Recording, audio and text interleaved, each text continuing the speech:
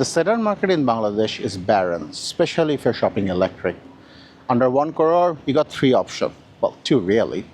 You got the Deepal L07, around 60, very high tech, not currently in stock. There's the BYD Seal 6, just launched, looks good, around 50. But there's also another, also around 50, slightly cheaper than the Seal, but has a bigger battery. That would be this, the JMEV Elight. Now, before we talk about the car, I think a bit of brand introduction is in order. The JMEV is short for Jiangxi Jiangling New Energy Vehicle Group. If I don't butcher this, I'm going to put the name up here. It's basically a conglomerate between 2 Chinese groups and a French one, the latter being the Renault, who owns 50% of the company and is the controlling stakeholder. Which is a roundabout way to say this is a Chinese car bankrolled by French money. So what does a Franco-Chinese car looks like? From the front, pretty good. There's no giant grille, it's an EV after all. There's a small opening, a single camera, parking sensor, waterfall, LED DRLs wrapped around the headlights. Carved hood, while looks good, is a bit of a quirk to open because for some reason JMEV put the release lever on the passenger side deep under the glove compartment, which is actually quite French of them. Once you figure that out, however, lifting it is actually pretty straightforward thanks to the gas strut, but underneath it's S07 all over again. You don't get a frunk, just a flat plastic piece hiding the drivetrain. You do get easy access to the windshield washer resolver and the coolant. However, lifting the entire thing up reveals the powertrain, which is a single permanent magnet synchronous motor generating around 156 horsepower and 225 Nm of torque, all going to the front wheels. The battery powering all this is a 63 kWh unit, which is 17 kWh more than the 46 kW you get on the BYD Seal 6, netting you around 550 km in CLTC scale or around 458 if you use the more realistic WLTP rating. Moving to the side, you got this 17-inch alloy wheels lifting the car 170 mm off the ground. On the fender, you got the charging port. It's your standard Type 2 affair. DC charging 30 to 80% in half an hour, but more realistically, SC, it will take you around 8 to 10 to fill it up fully. Moving further back, you got floating ORVM, flush door handle that pops up when you unlock it, and a rear end that looks like it started off as a liftback, but somewhere down the design process, it got redesigned as a sedan. As we turn the corner, the liftback design becomes rather obvious. The window sits far higher than it needs to be in a conventional sedan, and the trunk lid has to raise up to match with it. It's almost like the designers were told to take strong inspiration from the Model 3 when designing this car, which kind of makes sense because the Model 3 was, and in many ways still is, the benchmark if you're making a budget sedan. Another problem of the liftback inspired design is the trunk lid situation. In conventional sedan, they're flat and relatively low. Here, the lip is quite a bit higher and the walls are quite a bit narrower to accommodate this body style. Now, no one in Bangladesh is going to use this car to carry lumber, so that's not an issue. However, if you are carrying your luggage for a road trip, lift with your knees, not with your back, because you have to carry it quite a bit higher than usual. Besides that, the brochure doesn't say how much capacity you have in here, but internet says 410 liter, which sounds about accurate. Lifting this reveals a can of sealant, warning triangle, vest, the standard stuff. There also should be a charger here, but MA Enterprise is using that to charge their car in the showroom, and they kind of forgot to put it back in here. With all that said, let's check out the cabin. Now, because of the liftback roofline, headspace can be an issue if you're around 6 feet, but that said, you won't feel claustrophobic in this car thanks to this massive panoramic moonroof that lets in plenty of natural light. Well, moonroofs technically, since there's 2 of them, since it's been separated by this reinforcement structure. Amenities includes 2 air vents, a single USB port down there, armrests with cup holders, and 6 speakers sprinkled all throughout the video. Storage solution include a couple of neck pockets in the back of the seats and bottle pockets in the door cards. Material wise, the car is covered in this black leather like material with soft touch padding in places, and I quite like this fake ashwood brush aluminum finish on the door cards. And the seats are comfortable, but again, legroom might be an issue if you're over 6. With that said, let's move to the front seats. The driving position of the Elight is pretty nice. You get a power driving seat, 7-inch gauge cluster, multifunctional steering wheel with what looks like real leather wrapped around it.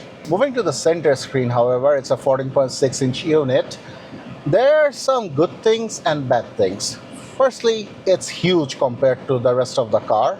And while the features are rudimentary, they're very easy to access, especially with this small sub-menu. And you can check the camera with just a single button. NES is 361. You can move to 3D if you want to.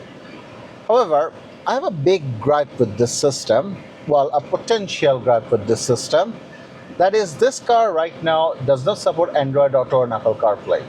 It has something called a mobile link, but it's a pain in the rear to use and not a replacement for any of those. However, ME Enterprise informed me that this car now does support Android Auto. This one is an over-the-air update to enable it, which, if done, will remove my biggest complaint about this car. Now, the center stack here is interesting. JMV recently updated it in their international models, but we got this wonderfully quirky version. Let's start with the good.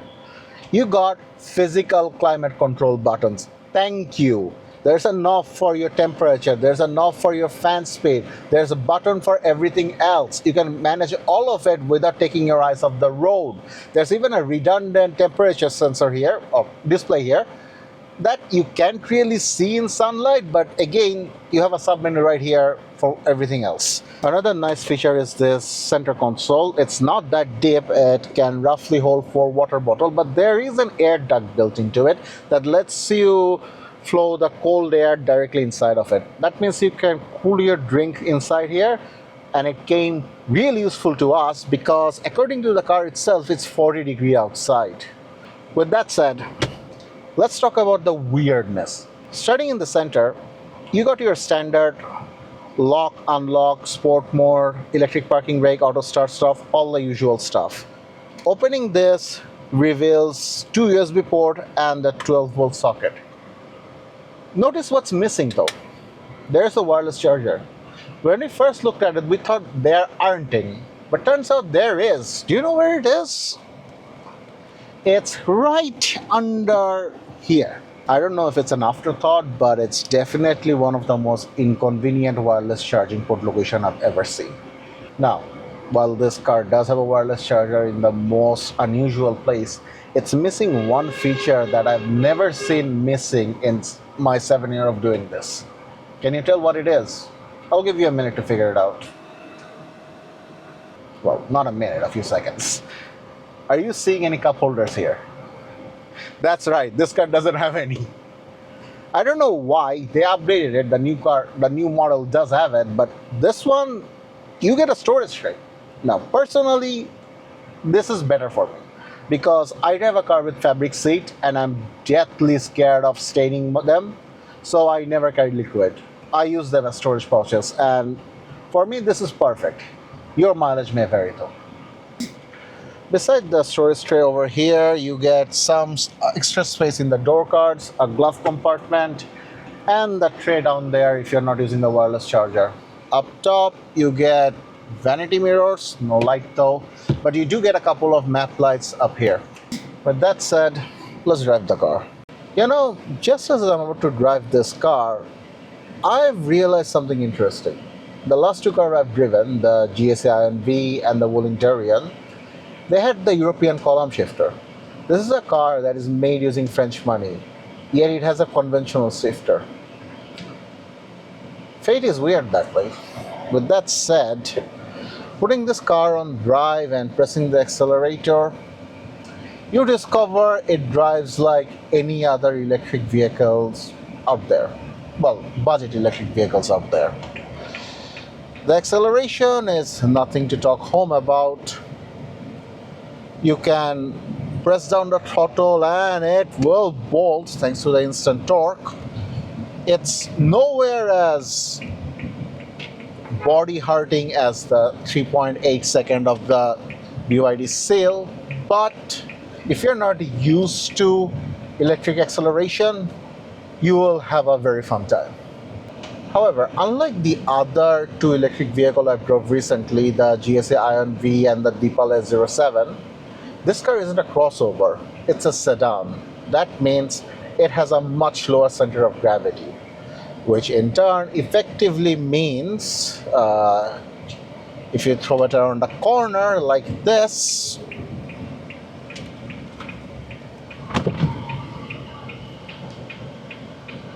you get much less body roll.